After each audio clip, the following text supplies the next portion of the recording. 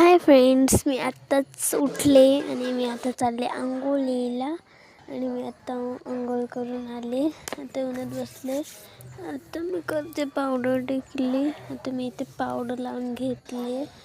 आता मी लावते lip balm, कारण की होठ आपले थंडीमध्ये टरकतात म्हणून लिप बाम लावायचे, मग आपले पिंक पिंक होतात. आता मी झाले इथे गावात आणि बघा दीदी इथे पूर्वाची काय बडबड चाललेली तिला मी इथे चालले स्वामी समर्थांच्या मठावर. दीदी आणि पूर्वा इथे किती भारी व्ह्यू आहे बघा. आणि आता आम्ही स्वामी समर्थांच्या मठात पोचलो. आता ही स्वामी समर्थांची मठातली रांगोळी आणि इथल्या स्वामी समर्थांच्या मठातला व्ह्यू, आजूबाजूचा परिसर. आणि इथे माहुली केलं बघा किती भारी दिसते. आता मी इथे करते स्टोन पेंटिंग आणि इथे दीदी खाती आहे. थंडी वाजायला लागली.